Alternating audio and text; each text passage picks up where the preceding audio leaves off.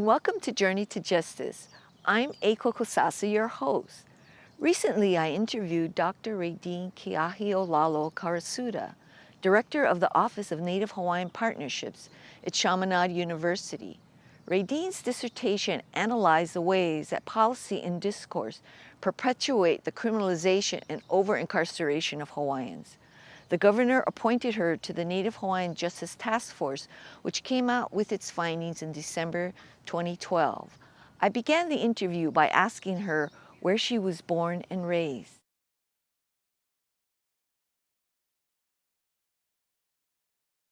I was born in San Diego when my father was going to college. So me and my brother right below me was born while he was in college. And then we came back home when I was 2, and I was raised in Salt Lake area. Oh, Yeah. I don't know, I thought it was Maui, but that's Well, because I lived on Maui for a Oh. little while, but not Yeah. raised on Maui, yeah. Yeah, and so where did you go to high school? So I went to Kamehameha schools. Schools. Yeah, I Oh. started in the 7th grade. Wow. And, I guess I can date myself. Yeah, no, you don't have to say that graduation date. Okay, and so how did you get to political consciousness? I don't know if you want to talk about an event or show, when you're small, sometimes things influence you, people or events or. Yeah.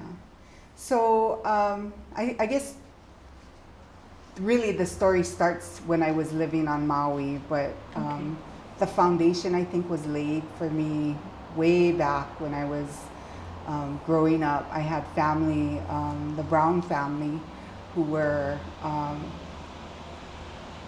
lived in Waimea on this island, and were one of the first Hawaiians to be removed from their land. And so I remember growing up and watching my uncles get arrested and get carried out of their home by the sheriff's department, and thinking, what's this? What's going on? This is just bizarre. And they would be on the news consistently because there was a lot of protest against what the state was doing in terms of taking their land. And I as the years went on, I didn't think too much of it. But then in 1990, I moved to Maui, and I was working at a place called Alternatives to Violence. And there were some very progressive women who had been fighting institutional racism in the agency.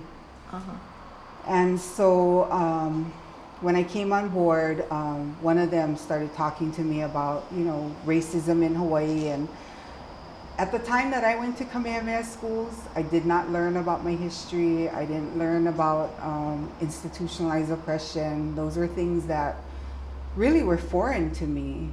And so this is long after I left Kamehameha schools, and I, started to hear things like Lili'u's story, and started to look at different historical documents, and started to look at the way that the situation was going on at the agency. And basically what it was the women of color and the Native women were in positions that were not in leadership positions, didn't have those kinds of opportunities, were working sometimes double and getting paid much less. Oh, wow. So that was, it was a hands-on experience in political consciousness. I walked into something that I had no idea was there. Yeah. Yeah, it was very eye-opening, and I started to get involved in the Hawaiian movement through that experience. And at the time, I also was going through, I was diagnosed with thyroid cancer, and I had always wanted to go back to school. And so I ended up going to Maui Community College and taking a political science course with Professor Al Sparks. He's since passed, but it was a moment in my own personal history where there was like an awakening to what was going on around me, what was going on, what had gone on in my own genealogical history, things that I just didn't know about, and I wanted to get more and more active.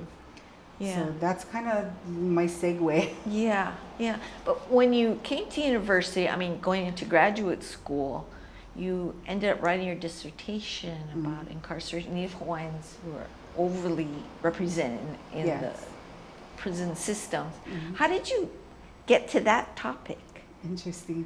Well, actually, the one thing I didn't mention too is at the same time that I was in Maui, before I talk about my grad school experience, was we had brought over Haunani K. Trask to conduct a workshop with us.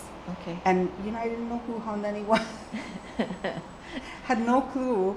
And I remember meeting her, and we went down to the ocean, and I'm like, so what do you do? You know, I think she kind of loved it because she's so well known, and I was just clueless. And I just wanted to spend time in the ocean and talk story with her. So we spent about 3 hours in the ocean just talking story, and that is a big part of my journey, because Haunani K was slated to go on sabbatical, I think to the East Coast, and I stayed in touch with her during that year. And so when I moved back home, first I went to Leeward Community College for a year to finish up my core courses. I really did not want to go to UH Manoa because it seemed so big, and I really liked the intimacy of community college. But by the time I did reach Manoa, Haunani and I had a relationship, and she had become like an older sister, a mentor, a teacher.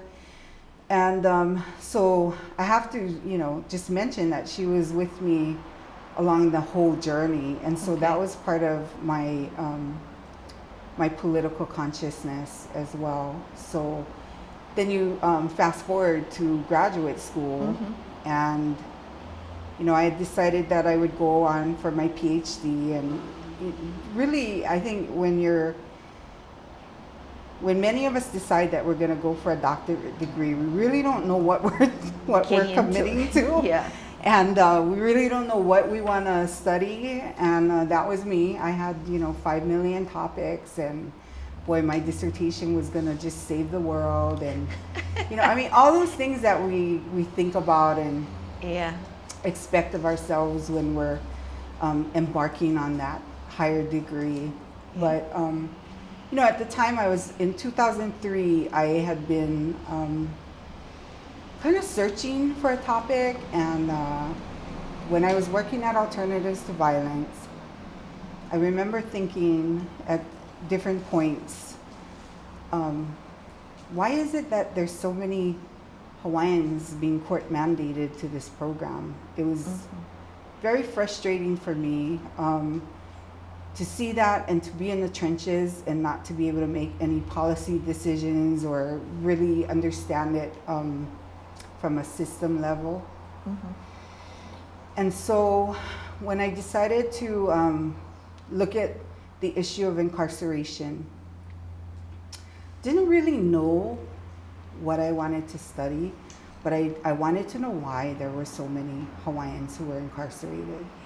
You know, state stats are that we're 20% of the population, but 40% of the prisons. Right. The reality is I've been into the facilities, and I can tell you there are way more than 40% Native Hawaiians in our prison facilities. But in 2003, I went to a symposium at UH, and I listened to a grad student at the time who was working on his master's talk about his experiences as a prisoner in Halava. And it was not only moving, but it was very profound, because one of the things he said during his talk was that every night it would take the guards 15 minutes to call Hawaiian last names beginning with the letter K. Wow. Yeah.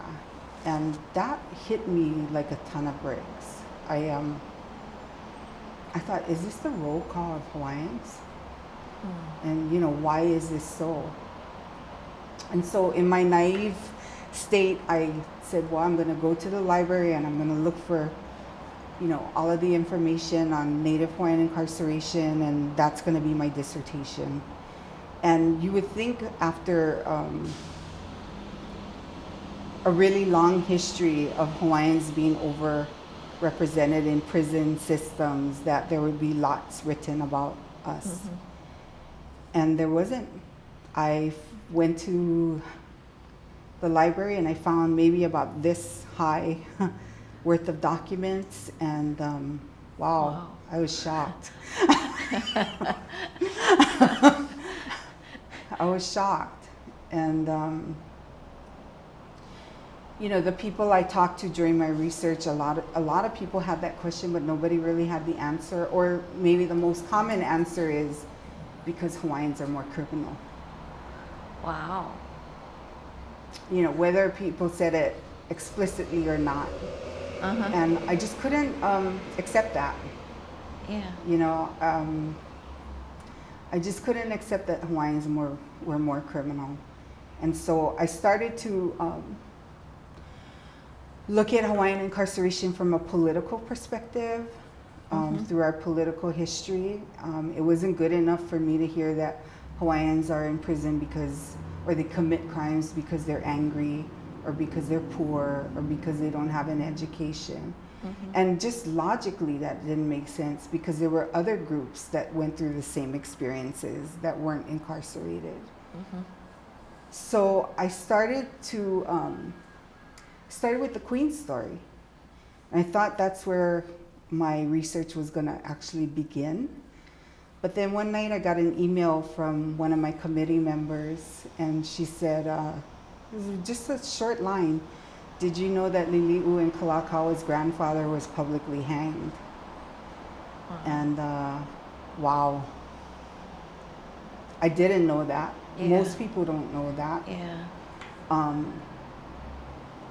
I was dumbfounded.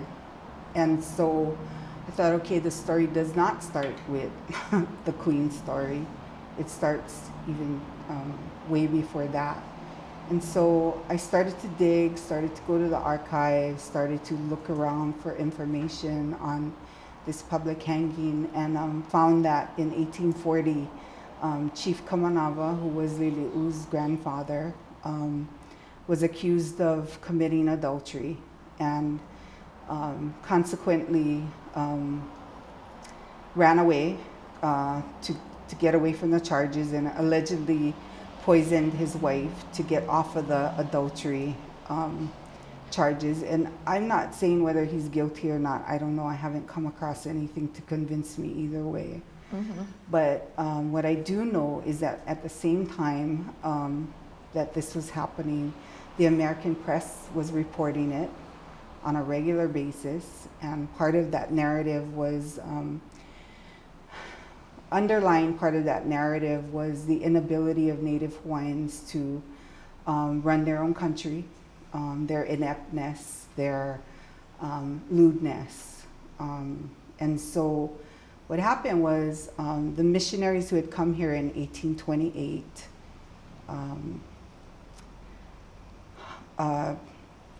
created this event where they rounded up 800 natives at gunpoint at the Honolulu fort to witness the hanging of Chief Kamanawa. Now, some other sources say 10,000. I use 800, it's conservative, and that's already a big number. Right, right. And really what it was it was a public spectacle to infuse this kind of terror in the native peoples, to diminish their political authority, and to say, even your ali'i, we even have rule over your ali'i. Mm-hmm. Now, at the same time, and this is kind of how these, I think, prison networks work. At the same time, Kalakaua and Lili'u were going to boarding school and being taught by a part of this network that created this public spectacle of the execution. And Kalakaua's teachers took him when he was 4 years old to witness the hanging. So you see all these multiple and simultaneous kinds of events that are happening that really essentially created a historical trauma for Native Hawaiians, fragmented their political systems. It was just it's still mind-boggling. You know, I finished my dissertation in '08, and I still sometimes cannot believe that that happened. Yeah. And that's not the only example. I mean, there's so many examples throughout history where you will find that the severity of punishment against Native Hawaiians is greater than the severity against non-natives, even for the same types of crime. You'll find that the deeper Hawaiians go into this criminal justice system, the more likely they will get sentenced, and longer sentences, the more likely they'll get revoked for parole for technicalities. And so, this is just a long history. And I'm not saying that, I'm not refusing to believe that Hawaiians are not culpable or we're not responsible for our behaviors, but, you know, like any other ethnic group, there's people who commit crimes. Right. There's people who use drugs. There's people who are poor. There's people who lack education. But for some reason, and if you look at it through a political lens, you'll know what those reasons are. Hawaiians end up to be the ones that are criminalized more harshly and end up in prison more often. Yeah. So when you finish your dissertation, but you still work on different, it wasn't just like an academic exercise no, for it you. couldn't be for me. Yeah. No, I mean, for me, scholarship has to be useful, you know. So one of the first things I did, even before I graduated, was to try to figure out how can this research become used on the ground and in the community. And so I was fortunate. I ended up applying for a Soros Justice Fellowship, and it's a national fellowship, and got it. And my project was to write a political reintegration curriculum. Because a lot of our reintegration focus is on cognitive behavior, and I'm not knocking that. I think there's a place for it, but it can't only be that. Right. And so what I did was I wrote the curriculum. I went to TJ Mahoney's, which is a women's residential work furlough program, and I taught it there. It's really interesting because when I pitched that project to the administration, who actually is very supportive, but it was the first time they heard that somebody would want to come in and teach political history. And so they kind of scratched their head and said, well, you know, I think you should think of a plan B, because it's likely that maybe one or two women would come the first time, but you're not going to get anybody back. And the women were hungry for this information, and none of it was any different from what I would teach at the university. And by the end of, well, it was supposed to be 12 weeks, it ended up being 22 weeks. Wow. Because they wanted more, and we had the momentum. So I extended it, and you know, by the third lesson, we had to go look for a bigger room, because now most of the women who were residents, and I think there were about 50 at the time, were wanting to come check out the class. By the end of the 22 weeks, 18 women had gone through all the program, most of the program. They attended at least 3 or more. Most of them were there almost every lesson.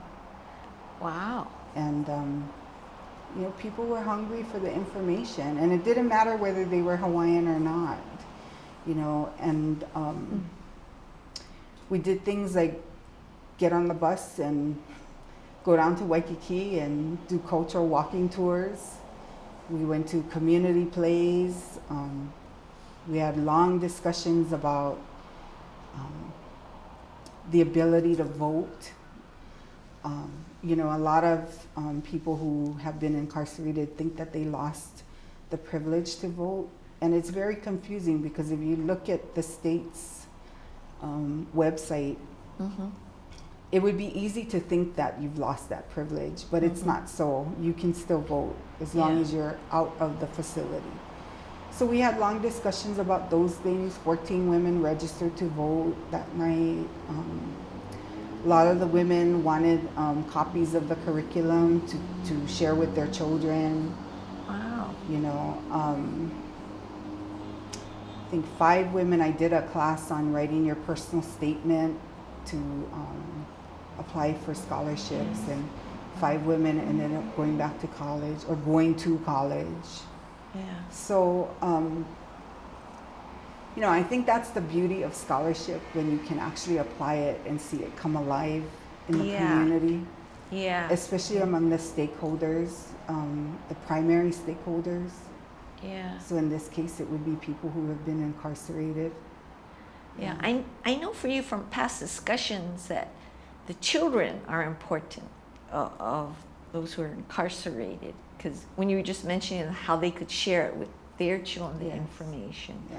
You know, I mean, the children are definitely important, and what's scary is that so many Hawaiian children are affected by incarcerated parents, you know, and we know, I mean, from just the general information that's out there, that those kids are 6 times more likely to be incarcerated themselves. Yeah. And so unless we're taking a holistic and systemic approach, things are going to remain the same.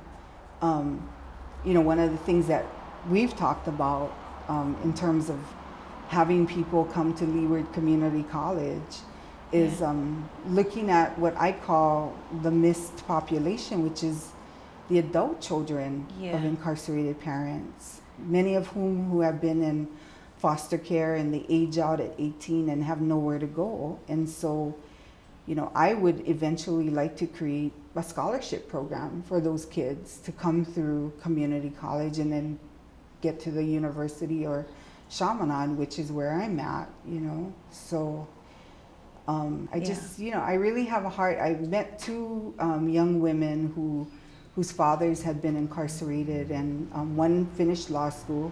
The other one, I think she's at the university now, but they're so motivated. And part of that motivation is not wanting to repeat the cycle. So these are, you know, kids that are overachievers, presidents of their clubs, getting 4.0, you know. These are the kinds of people that, you know, I think we need to invest in. Yeah, definitely. As well as their parents. Yeah.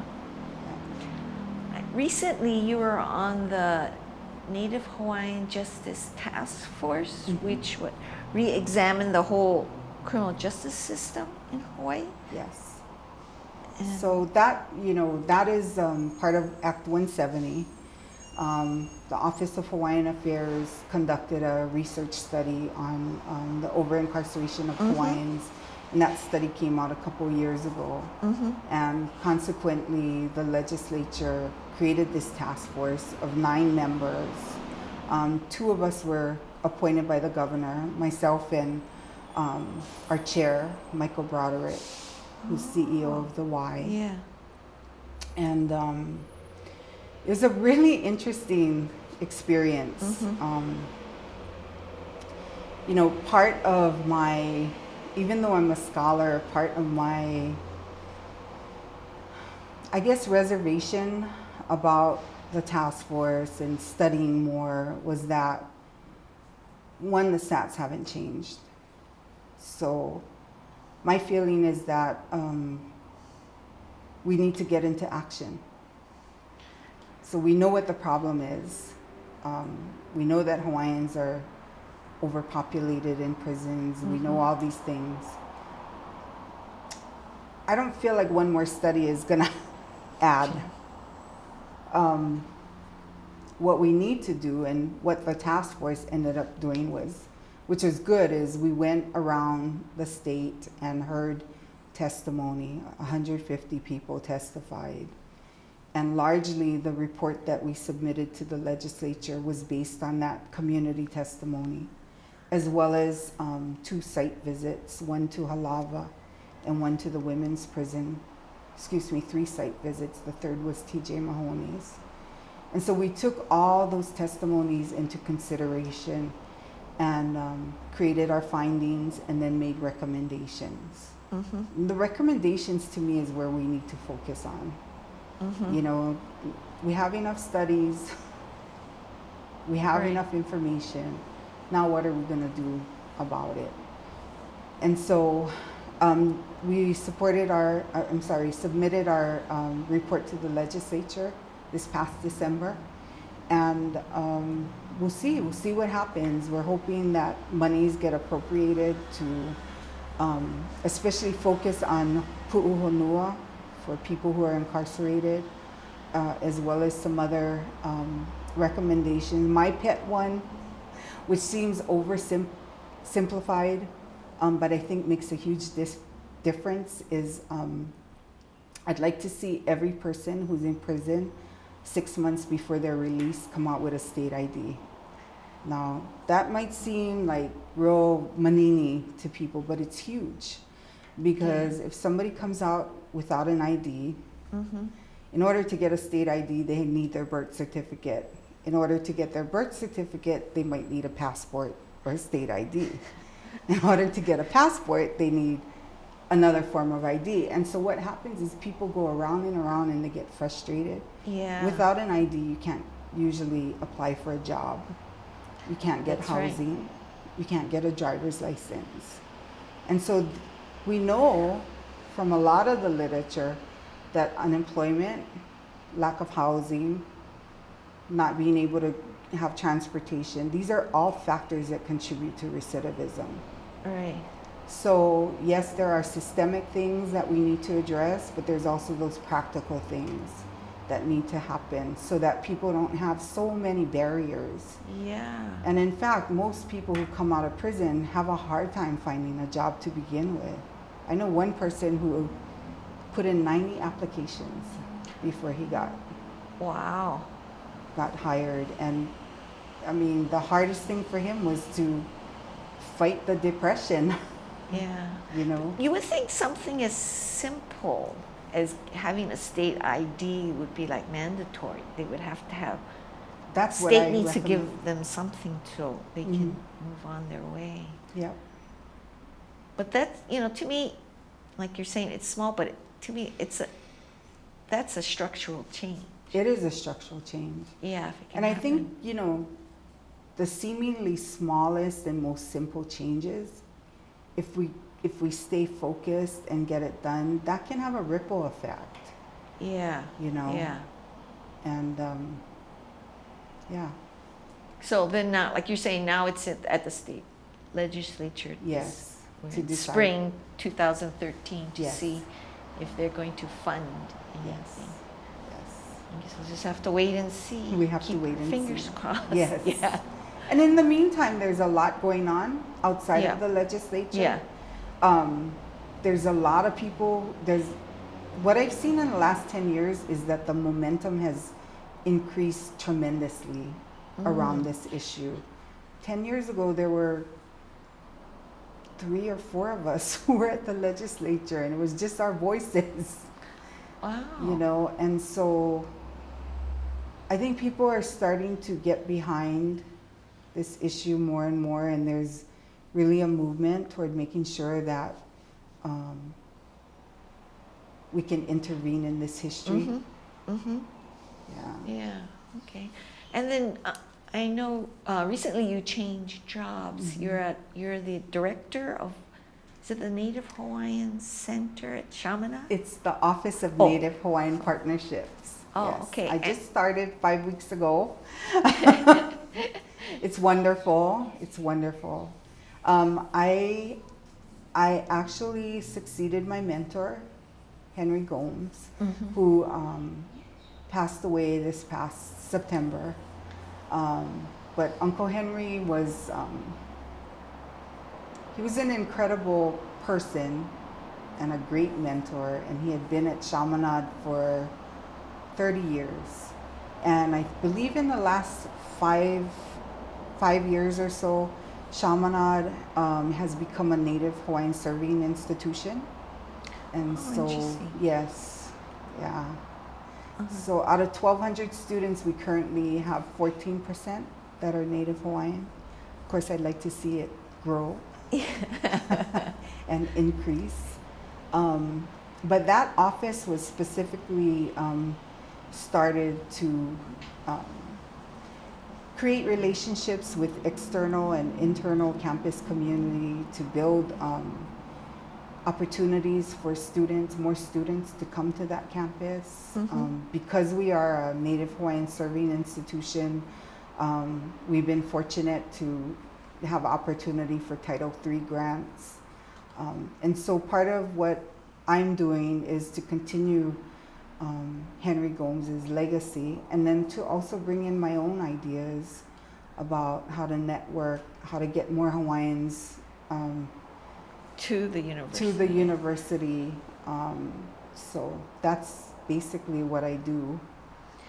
Okay, and then what about, with the different prison issues? Is that part of your, as part of the community, is that part of your school? Oh, most definitely. Yeah, and what I love about, well, first of all, Chaminade has a very strong criminal justice program.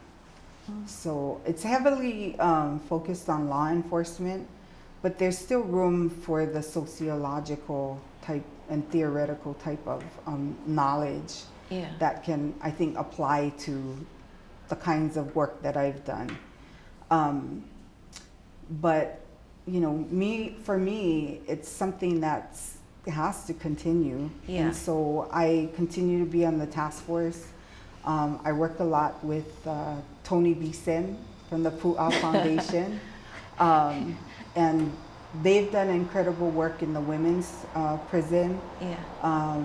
I've been fortunate to be part of the trauma care initiative, trauma-informed care initiative that's happening at that prison.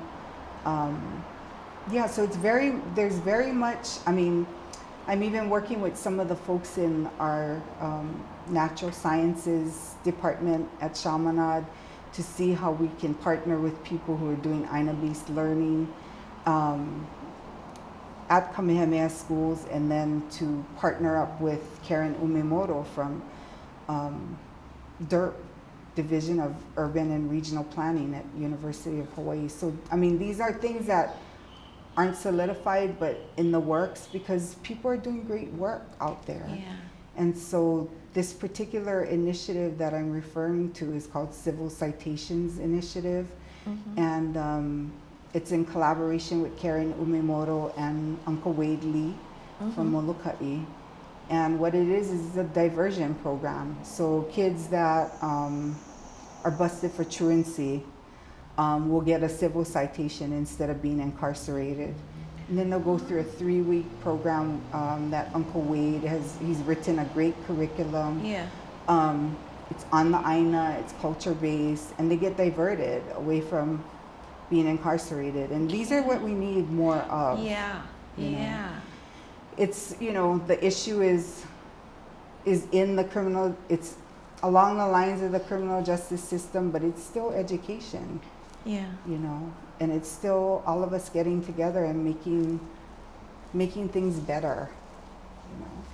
That's what I really noticed. It takes so many players to make it happen. Like our thing at Leeward, we just can't do it by ourselves. Absolutely. We need so many pieces of the puzzle. Yes. Yeah. It really does take a lot of people, and it takes buy-in. It takes support, especially from, like at Leeward Community College. Fortunately, there are administrators that are supportive of, what you're trying to do there. Yeah, it takes a lot of people getting together. But like I said, in the last 10 years, there's been a lot of momentum. 10 years ago, I wouldn't fathom the kind of partnerships that we're all doing now. Yeah. Yeah. Great. Okay. Yeah. As a interview is winding down. Do you have anything that you want to say that you haven't said that you want to share? You know, I guess for me, whether it's somebody who's been incarcerated or somebody who's just doesn't have an idea about what they want to do with their life, I am such a believer in higher education. I think that higher education is not just getting a degree. I mean, it situates you in all kinds of opportunities to be a part of networks. I do want to say that I think we need more Native Hawaiians getting their degrees. I want to see more Native Hawaiians in leadership, having the ability to make policy decisions. I mean, these are all very important parts of us maintaining our own political authority.